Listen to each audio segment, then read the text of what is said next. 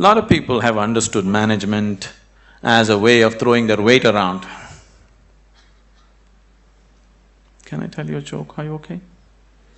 On a certain day, a lion was really feeling great within himself. He just was walking and a little rabbit was going, he caught him and roared at him, "Who is the king of the jungle?" The little rabbit, terrified, said, You, of course you." He let him go, swaggered around a little bit. Then he found a fox, caught him, "Who is the king of the jungle?" "Oh my lord, it's you, of course, nobody else but you."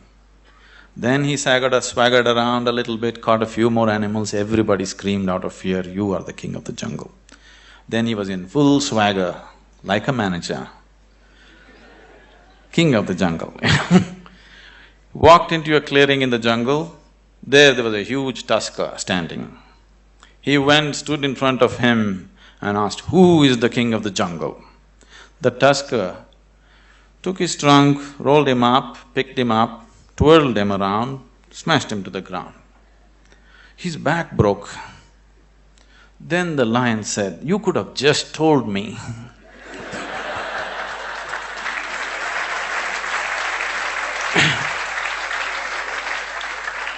But the tusker said, "You see, I had to make my point." So, lot of people generally are thinking management means just throwing their weight around. Throwing your weight around is not management, any fool can do that.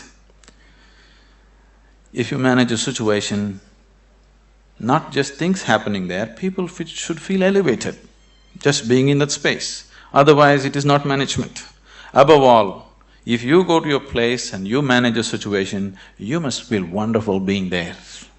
If that doesn't happen, you are not a good manager. So if this has to happen, you need an inner dimension. When I say inner dimension, what is inner dimension?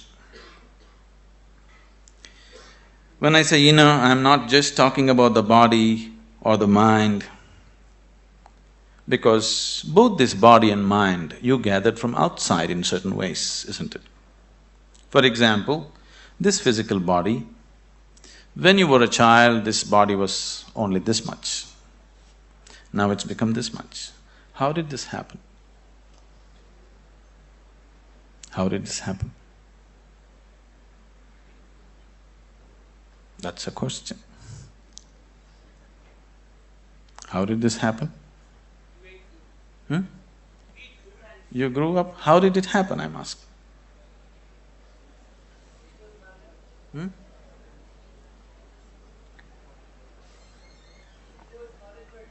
I'm sorry?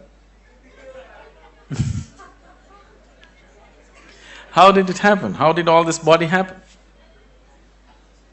Food that you ate, isn't it? What you call as my body is actually a heap of food that you gathered.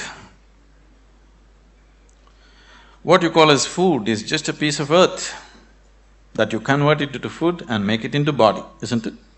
So this body is just a heap of food that you gathered over a period of time. What you call as my mind is a heap of impressions that you gathered from outside. Now you have a heap of food and a heap of impressions.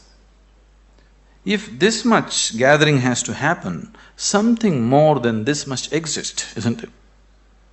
If you are capable of gathering such a large body and so much mind, there must be something more fundamental than this. But that never comes into your experience. You're just lost in these two heaps, trying to make some sense out of it. Now, as there is a science, as there is a management science for external well-being, there is a management for science for inner well-being. It is just that most of the time we have not approached it scientifically, we're just believing by doing something, somehow everything will be okay. Right now, people are thinking by educating themselves they will live happily ever after, which you will discover after some time it's not so. By getting a job, they think they're going to be happy ever after, which you will discover it is not so. By making money, you think you're going to be happy ever after, you will discover it is not so. Somebody thinks by getting married they're going to be ever after, and they know it is not so. So, you're trying to somehow fool yourself into believing that by doing something everything will be okay. Though repeatedly it has let you down, still you believe that something else, some other miracle will make everything okay. It'll not be okay. It once happened. On a certain day, a bull and a pheasant were grazing on the field. You know a bull? A pheasant, a bird. The bull was grazing on the grass, the pheasant was picking ticks off the bull, they're partners, Then the pheasant looked at a huge tree which was at the edge of the field and very nostalgically said, "Alas, there was a time when I could fly to the topmost branch of the tree, but today I do not have the strength even to fly to the first branch of the tree." The bull very nonchalantly said, "That's no problem. Eat a little bit of my dung every day. You will see, within a fortnight's time you will reach the top of the tree." The pheasant said, "Oh, come off it. How is that possible?" The bull said, "Really, please try and see. The whole humanity is on it. You could try too." Very hesitantly, the pheasant started pecking at the dung, and lo, on the very first day it reached the first branch of the tree. In a fortnight's time, it reached the topmost branch of the tree. It just went and sat on the topmost branch and just looking at the scenery, enjoying it. The old farmer saw a fat old pheasant on the top of the tree. He took out his shotgun and shot him off the tree.